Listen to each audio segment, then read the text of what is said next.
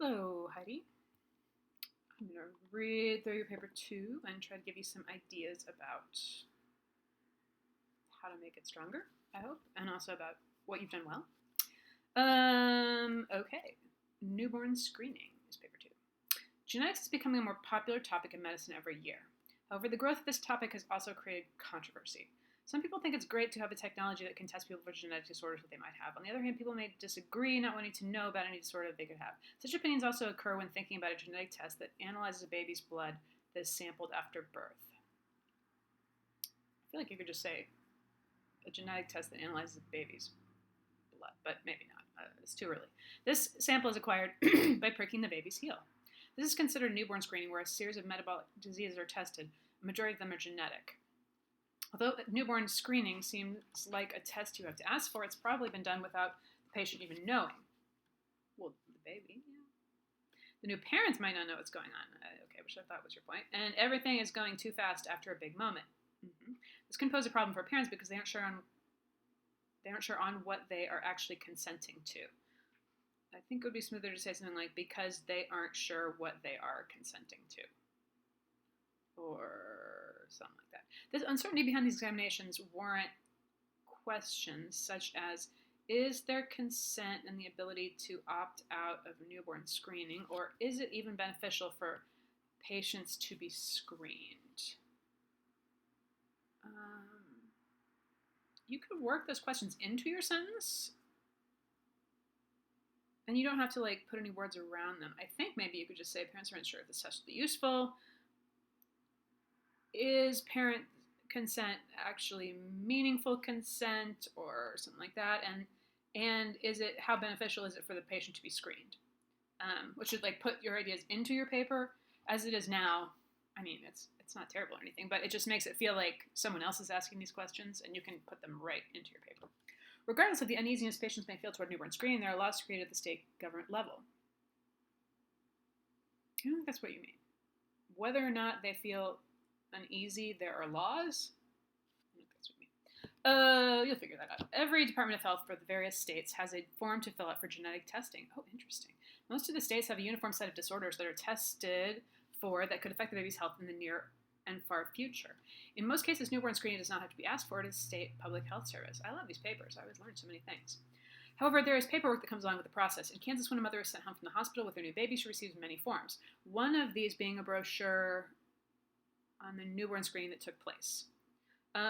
So that sentence with one of these being is a fragment, which I don't think you meant to have.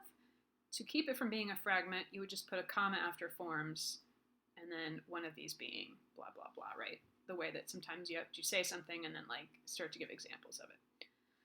Or an example of it. It states that, quote, most blood samples are destroyed 1 month after being received. The lab keeps a sample for 1 month in case there is a second test needed or share the test with another lab. Whoa. If there are no abnormalities, the test is destroyed and won't be stored. So, that's what we're going through here. This is so interesting.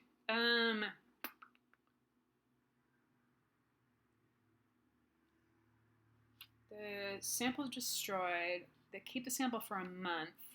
So because you put they're destroyed a month after being received, and then you put the things that they do before they destroy it, it kind of confused me. I think we want to go through this happens, and then this, and then this, and then this.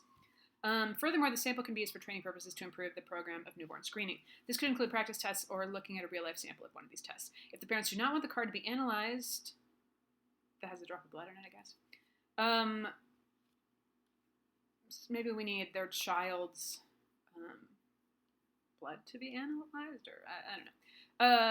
They have, or looked at, they have to send a letter stating that. Nevertheless, different states have contrasting restrictions and policies regarding the leftover blood. In Missouri, there's a list of, new state, new paragraph. In Missouri, there's a list of rules that go along with newborn screening. In a list of these rules, there is one regarding the storage of leftover specimens from the test. Sorry to go back. Breaking your work up into smaller paragraphs is so helpful in readers getting what you are saying, readers being more likely to get what you're trying to say. So important. Because I mean, for me, and maybe for you too, right? You look at a page and it's just one long block of text, and you kind of like, you kind of get lost in it. When there's little paragraphs, you're like, okay, this is here, this is here, this is here. Okay. In a list of these rules, there is one regarding the storage of leftover specimens from the test.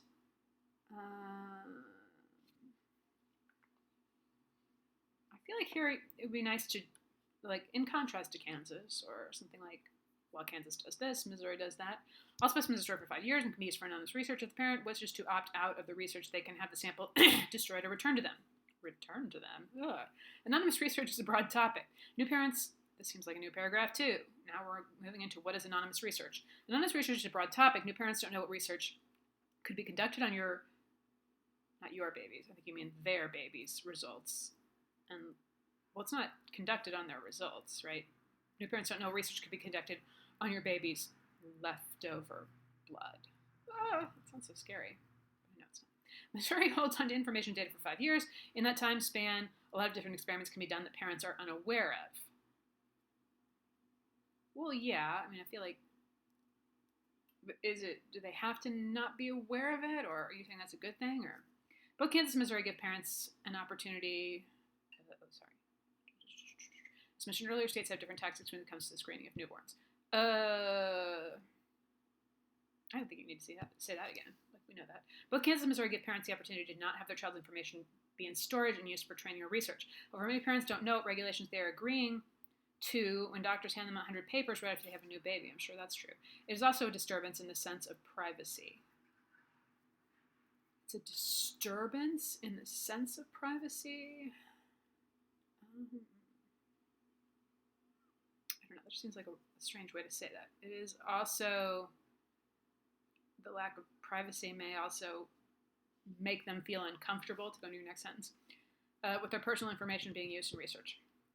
I'm kind of curious why at this moment, though. I mean, just for myself. I'm like, if it's anonymous research, like, I don't know why. That's just me. I can't think of reasons why that would be a problem. Medical histories or possible genetic disorders are something personal that people might want to keep to themselves. Oh, see, you answered that. When it comes to genetic disorders or chronic illnesses, this information is meant to be private. This feels like a new subject, too. So you had this thing about they don't know what they're agreeing to, and they may feel like it's invading their privacy. And then you go into why those things are private. So maybe you could just start with why those things are private. When it comes to genetic disorders or chronic illnesses, this information is meant to be private and is discomforting for individuals. Genetic disorders or chronic illnesses. I mean, meant to be private?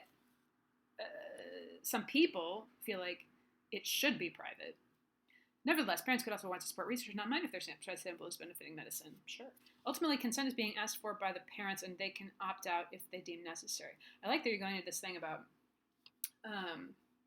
ethics and opting in and opting out, going along with some of the stuff we talked about ethics in class. There are terms that are vague, like anonymous research or training, that aren't specific enough to reassure the parents of a newborn. Possibly explaining what does happen with the sample will help ease the controversy over this topic. Is the storage of leftover blood discussed with the doctor, or is it something all new parents should just know? I thought you explained that when you talked about the paper, but maybe not. Is it ethical to sign your baby's results if you don't know what research is being conducted? Interesting. Excuse me, that seems like a real interesting question to me. Is it ethical to sign away your baby's rights, like, because you don't know where down the line this might be traced back to them? I mean, you said it was anonymous, but when having your newborn screened, you hope for a happy, healthy baby. That's not always the result. If abnormal test results come back, a genetic counselor will most likely come and discuss the results with the parents and devise a plan for treatment and further tests. The main goal of the counselor is to reassure the parents, since the disorder was caught soon enough that it can possibly be treated. It's always better to be safe than sorry. Okay, having a baby, it's a chaotic process. Okay, well, that has nothing to do with the sentence before it, so that feels like a new paragraph. The mom goes through a whirlwind of emotions, feelings, and information.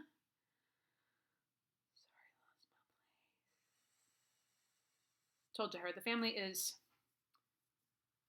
The mom goes through a whirlwind of emotions, feelings, and information. But I mean, emotions are feelings, and information told to her. I don't know, maybe you could keep that. The family is stressed for her health and the baby. The doctors are trying to make sure everybody's okay and there's no complications. Anybody in the medical community has a responsibility to make sure every patient is in good shape before leaving the hospital. I think you mean everybody in the medical community. Therefore, when parents are discussing newborn screening, they normally allow the doctors to do whatever test they want because they know their baby is in a healthy condition. Well, they don't know, they think, right? However, there are cases in which the baby is not healthy. New paragraph. New paragraph. Megan Tucker has been a genetic counselor in many fields, including pediatric cancer, prenatal, and psychiatric. Ooh, she now works at the University of Indiana as the director of a genetic counseling training program. With her background in prenatal and pediatrics, she's had a lot of experience with parents and newborn screening. When discussing parents deciding to if okay, there's something a little messed up here. When discussing parents deciding if to do the screening, she says, when asking for parents' consent to do the screening, maybe is what you mean, it is rare that you'll find something that is abnormal, so families just assume that, yeah, I'll do it because it's not going to identify anything. And then the panic comes when something is found. Nice use of the quote. People want to assume the best. As humans, we are in a scary position. We don't hope for the worst outcome.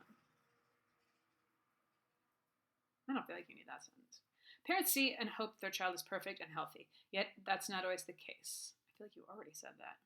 If parents say no to genetic testing when their child is first born, a possible disorder could not be diagnosed? Okay, if they say no, it might not be diagnosed. Okay, it is better to know what could be wrong with your child and start treating it right away and improve their way of life than wait until complications start arising. For example, I was just going to say, what would be an example? And you're giving it to me. That's a good sign. One metabolic disorder tested in the majority of states is congenital hypothyroidism. Congenital hypothyroidism can be present at birth and is caused by a lacking function of the thyroid gland. I think we would say a lack of function in the thyroid gland. If the disorder is not treated properly, it can cause intellectual disabilities such as delayed reaction or slowness in most cognitive areas. It can be diagnosed very early in life, basically a few days after the baby is born. Also, once we go into the example, this is a whole separate thing and feels like it should be a new paragraph. There can be personal reasons to not have your newborn screened. If it's against religious values or the parent doesn't deem it necessary. So that's a fragment also that I don't think, I mean, sometimes people do use fragments in the real world, but I don't think you meant to make that a fragment. So you could hook it onto the other sentence. There can be personal reasons, comma, such as if it's against religious values or the parent doesn't deem it necessary.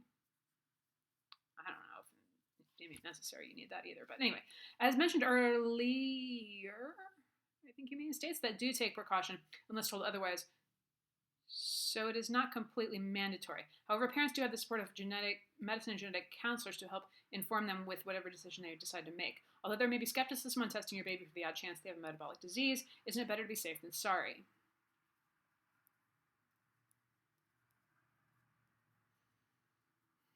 Yeah, I mean, you're getting to this idea of like, it is better to be safe than sorry, and it's better to know and to not fear.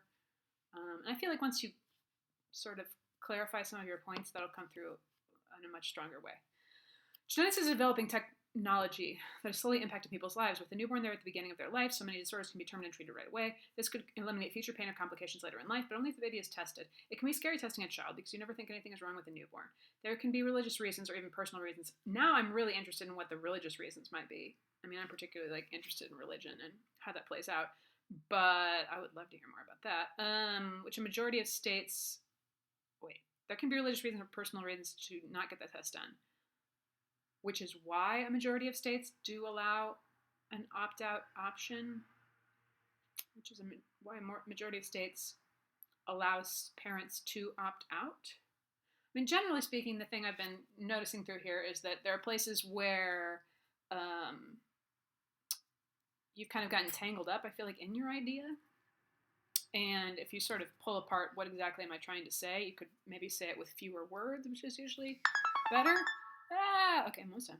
However, the terms used for what happens after the test are hazy. Yes, that's the problem. Okay, obviously it varies from this day, but loose terms like research and training actually describe what is being done to your baby's test. I feel like I still don't know what's being done to it, though, and I really want to know. There should be a system set in place where parents are aware of their options and what occurs throughout the whole process of newborn screening. This way, the uncertainty and mystery behind newborn testing would be demolished. So do you mean like a brochure, or do you mean like a particular person at the hospital would come talk with them?